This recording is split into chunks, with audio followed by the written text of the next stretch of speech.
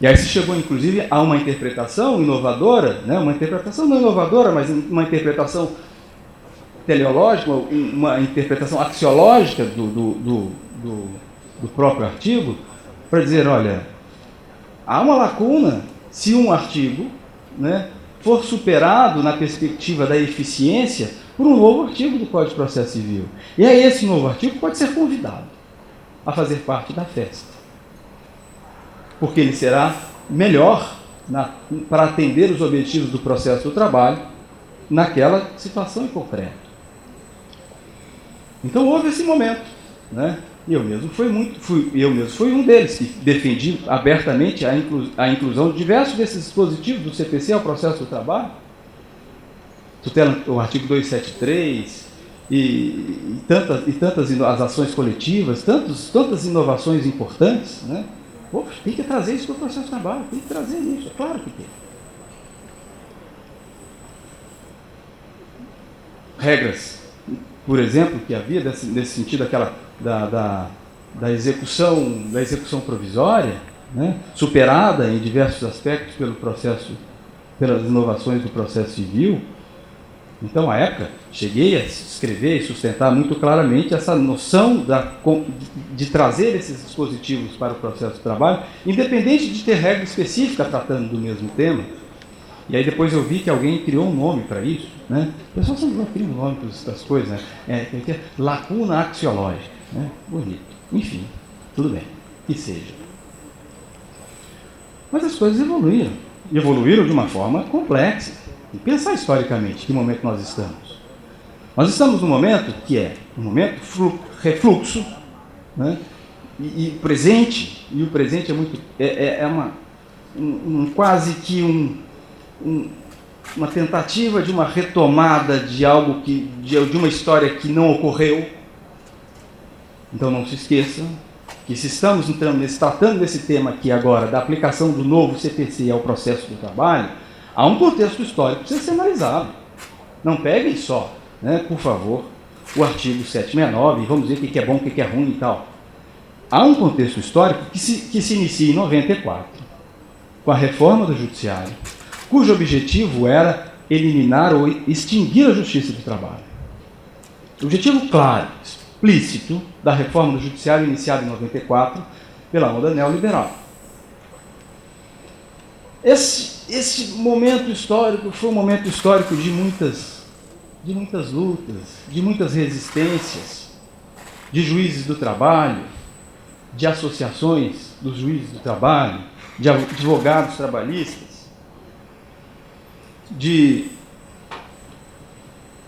procuradores do trabalho, né, de associações dos advogados, de associações dos juízes, dos procuradores do trabalho, a ponto de que em 98, no final de 98, com aquele projeto 600, da alteração do artigo 618, do negociado sobre o legislado, essas associações, a Ana Matra, a Abrat, e a NPT e seus valorosos, né, militantes, ocuparam o Congresso Nacional para ser contra a votação desse projeto de lei, e sendo que o fizeram por meio de um mandado de segurança, que foram impedidos de entrar, um habeas corpus, melhor dizendo, foram impedidos de entrar no Congresso Nacional pelo então presidente. Enfim, e essa luta intensa para defender o direito do trabalho, para defender essas instituições, desembocou em 2004 em uma reforma do Judiciário que ampliou a competência da Justiça do Trabalho, que trouxe para a Justiça do Trabalho o acidente do trabalho, né?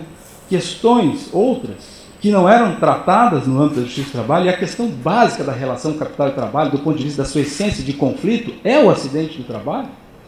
E, inexplicavelmente, isso estava fora do âmbito da Justiça do Trabalho, e agora, enfim, veio em 2004, por conta dessa atuação.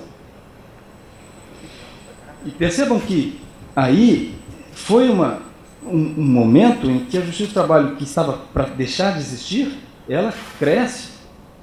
E os interesses, digamos assim, os interessados na extinção da Justiça do Trabalho, sequer se contêm quanto ao seu espanto, né? E se manifestam publicamente. Como assim? Que reforma do judiciário é essa? Quando se esperava o fim da justiça do trabalho, ela sai fortalecida? E aí, teve um momento interessante também, que embora eu reconheça toda essa luta e essa importância que foram feitas no sentido da ampliação da competência do trabalho, na época me coloquei ainda, né, do ponto de vista crítico, quanto à ampliação, né, do conceito de relação de emprego, de relação de trabalho. Tivemos um debate bastante rico sobre isso, mas enfim, foi um debate franco, aberto, interessantíssimo, né, aqui no âmbito da Justiça do Trabalho. Só que este projeto de extinção da Justiça do Trabalho não deixou de existir, gente. A questão é essa. Existe um documento que pauta, um documento 319 do Banco Mundial, que pauta a ação política, digamos assim, o direcionamento político do judiciário para os países periféricos. E nós estamos lá inseridos nesse contexto. E não se quer, dentro desse projeto, a existência de juízes sociais. Juízes que pensam a questão do ponto de vista social, que pautam o direito na lógica principiológica, uma racionalidade principiológica. O que se quer são juízes gestores. O que se quer são juízes que aplicam o direito na perspectiva de conferir segurança aos negócios, pautados por uma racionalidade econômica. Isso está pautado. Isso não só está pautado, como isso está em curso. E aqui nós podemos fazer referências importantes do ponto de vista das metas, do judiciário, etc., que são importantes para que o judiciário consiga pensar melhor, né, como se organiza, tantas iniciativas relevantes que têm sido feitas nessa área, dos estudos, tal, e muita coisa tem sido útil do ponto de vista dessa política judiciária, né? Não posso ser assim um crítico sério. Mas percebam, isso levado a fundo e levado a um ponto sem preservar a necessidade de manter ali o juiz social, isto levado a fundo transforma o juiz em juiz gestor, em juiz administrador, que pensa como um administrador de empresas, que vai tratar os seus servidores como se fosse o gerente da fábrica e que vai tratar os seus processos também como sendo inimigos a serem eliminados para ter melhores resultados do ponto de vista estatístico. Há um perigo aí, um perigo grave, extremamente relevante ser percebido. E aí vem o novo Código de Processo Civil, que não é outra coisa, senão implementar isso no judiciário a forceps, do juiz gestor, do juiz administrador, do juiz que pensa economicamente os conflitos, da diminuição dos poderes do juiz, da ampliação dos poderes da advocacia, claro, de uma advocacia, não qualquer advocacia, mas uma advocacia que está lá defendendo os interesses econômicos. Mas esse é um problema lá para o pessoal problema do processo civil. Nós não somos obrigados a atrair esse problema todo para cá. A lógica desse processo civil, no seu contexto, né, e do ponto de vista da sua funcionalidade, é essa. Isso está dito expressamente em diversas passagens do Código. Então, essa incompatibilidade é uma incompatibilidade de essência. E colocar-se nessa situação presente, a Justiça do Trabalho colocar-se nessa situação presente sem perceber esse contexto histórico, é jogar fora esta luta, desde 94, para se preservar. Com argumentos fáceis, com argumentos normativos. Não tem um artigo aqui que obriga a aplicação do CPC, não tem outro jeito? Venha, obrigatoriamente. E quem quiser resistir, que tenha que justificar. Como assim? E quando vier, vem com tudo. E se há uma obrigatoriedade de aplicação, e o juiz tiver que justificar por que não aplica, e ele terá, às vezes, dificuldade de explicar por que não aplica, em razão do prejuízo, porque o prejuízo só é concretizado, né, em situações diferentes, começam a surgir demandas dentro do processo, e começarão a surgir demandas dentro do processo de advogados, de interesses de grandes empresas, querendo a aplicação obrigatória desses dispositivos. E eu não estou falando de pouca coisa. Estou falando de incidente para desconsideração da personalidade jurídica. Estou falando do artigo 489 do Código de Processo Civil, que, se levado a ferro e fogo, impede a realização de um ato muito simples, de um ato importantíssimo, melhor dizendo, que é a sentença. Aplicar o artigo 489 do CPC para formular a sentença não dá. Você não consegue fazer a sentença. Aliás, consegue fazer uma a cada 2 semanas, 3 semanas, depende da capacidade de cada um. Eu, como sou meio devagar, vou demorar umas 3 semanas para fazer uma sentença se eu quiser seguir lá o artigo 489. E o tico e o teco vão ficar batendo um com o outro. Assim, pá. E agora? E isso? Não, mas também tem aquilo. Tem aquilo outro. E aí vem os embargos, né? Claro, vai ter embargos para qualquer coisa. Não tem jeito. Não tem jeito. E aí que me assusta. Não, nós não tem outra. Temos que trazer essa bagunça para toda para cá. Por que a gente tem que trazer essa bagunça toda para cá? Não temos. Se nós pegarmos o artigo 769 e a lógica histórica disso, nós não somos obrigados a fazê-lo. E o pior é que aqueles que se dizem ponderados, razoáveis, né, nessa transposição de artigos do CPC para cá,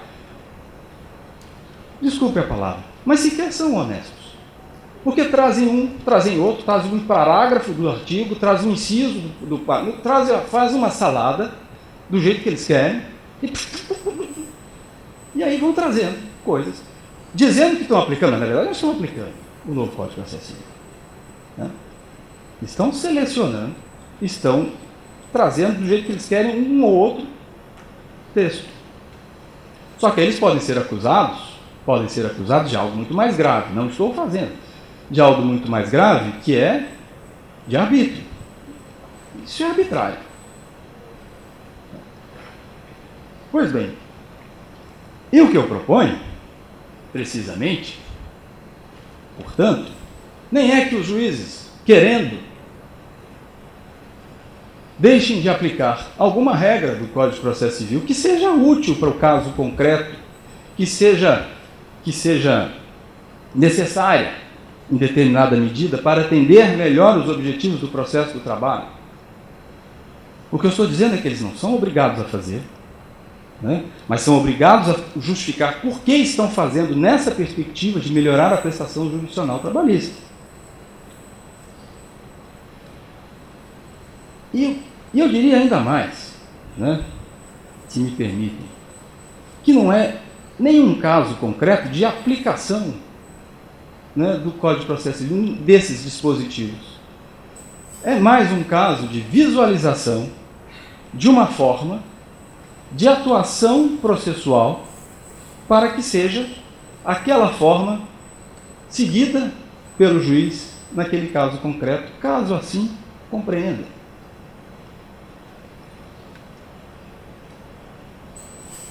Sendo que isto é o que consta expressamente no dispositivo da CLT.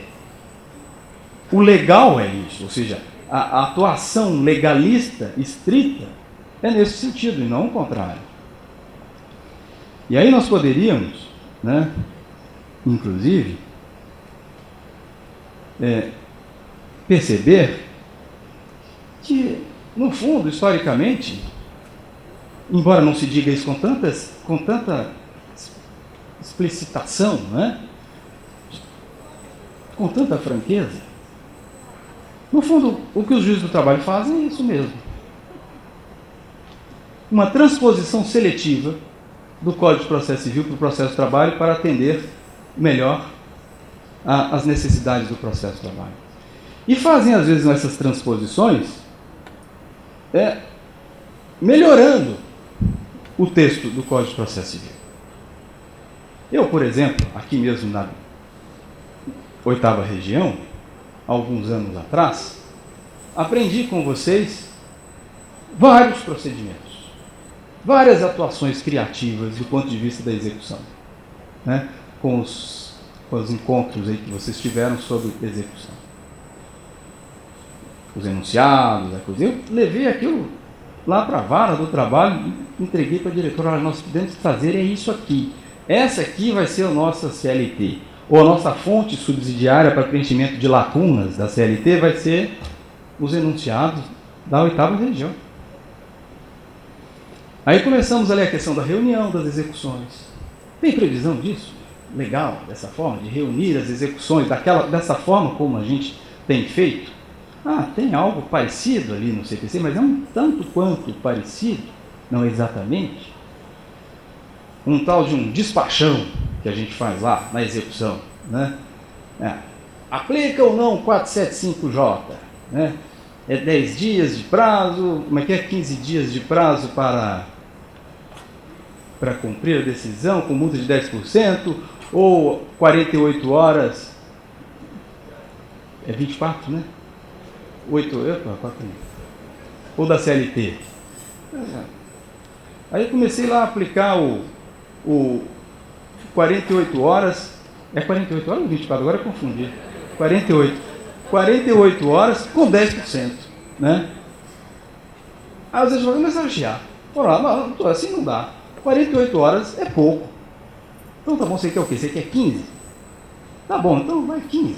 Te dou 15. E às vezes o sujeito chega lá e fala assim, a empresa chega, olha, 15 não deu, dá mais 5. Olha o processo, veja lá, 600 mil reais. Tá, dá mais 5. Vai atrapalhar o processo? Não vai atrapalhar o processo, né? O reclamante vai receber os 600 mil reais. E o reclamante vai lá reclamar é legal, né? Mas o reclamante vai lá reclamar comigo. Mas eu tinha direito a 10% porque passou de 15 dias. Você fala, por favor, vai. Não vai. E aí o despachão foi evoluindo. Quer dizer, mas aí tem uma liquidação, a gente já põe a liquidação junto. Vocês aqui têm um procedimento espetacular, né? Que já a sentença é líquida.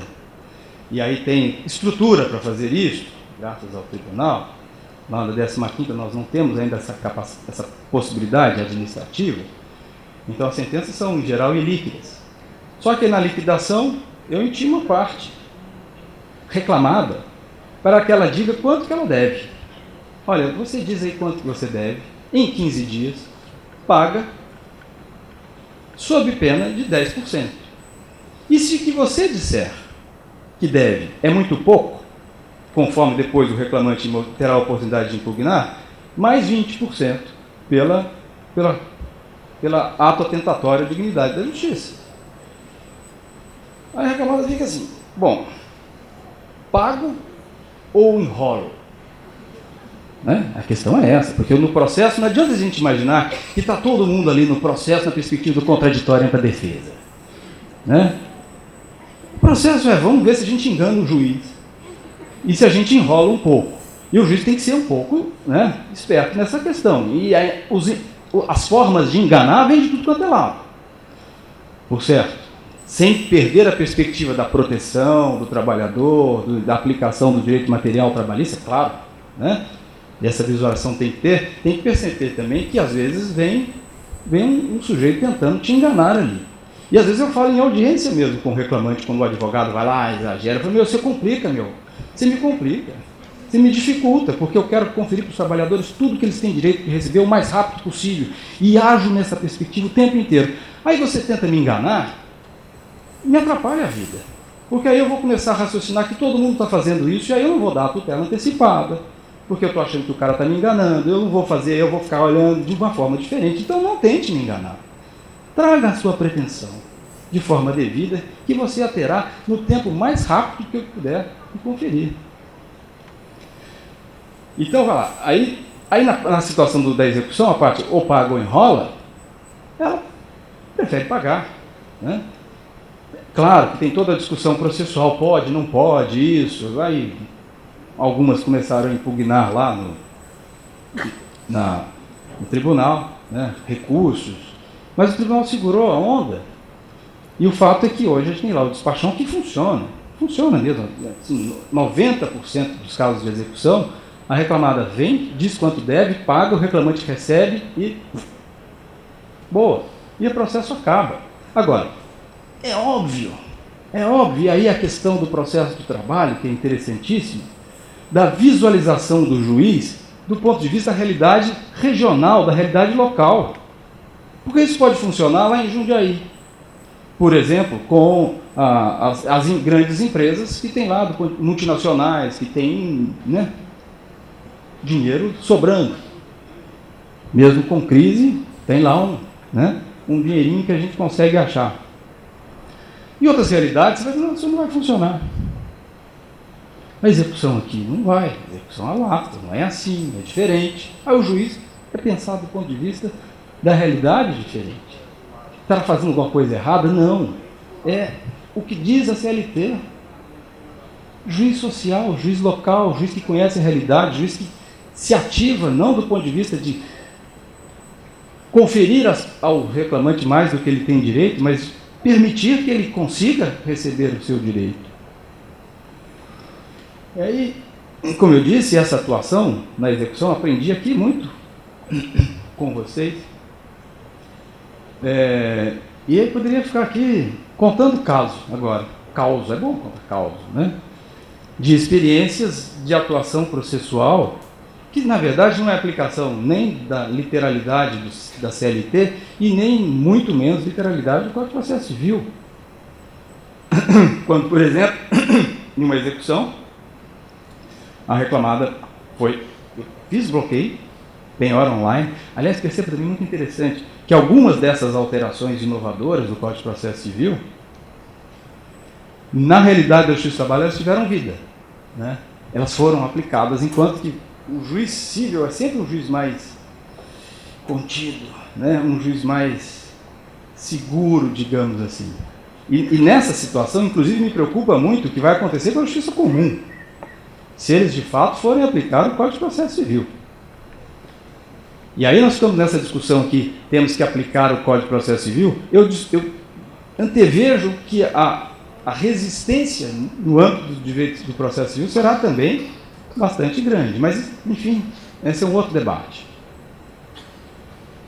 E aí, eu fiz um link aqui, fiz um parágrafo, um parêntese que eu perdi a linha. Do que eu estava falando mesmo? Bloqueio online. Então, fiz o bloqueio online de uma conta, né? E peguei lá um valor que agora eu vou só chutar, que eu não me lembro, para manter a coerência com o outro fato, 600 mil reais, né? Era um valor alto. Peguei 600 mil reais para uma reclamação trabalhista. O advogado da empresa foi até lá e falou: doutor, eu preciso desse dinheiro hoje para pagar os salários dos trabalhadores amanhã. É interessante porque, como eu estou jurídico também há muito tempo, 98, né, e conheço um pouco a realidade, não posso falar que conheço tudo, mas conheço um pouco, muitas coisas a gente resolve assim, diretamente. O advogado não entra, não. Entra, muitos entram e tal, mas tem mandado de segurança e sei o que, vai lá e... Não, vai lá e conversa comigo. Aí ele falou: eu preciso desse dinheiro hoje. Eu falei: meu filho, você me complica a vida, eu peguei 600, eu vou pegar para o reclamante, você quer que eu tire o dinheiro daqui? Mas eu preciso. Eu falei: então leve. Liberei os 600 mil reais. Mas vamos fazer um acordo. Você vai me pagar esses 600 mil de que forma? Em 30 dias. Ele: não consigo. Então, ficamos negociando. Aí ele se comprometeu a pagar em 4 parcelas ou 3 parcelas de 200 a partir de 30 dias. A gente firmou um acordo. Eu assinei um acordo. E aí, pronto.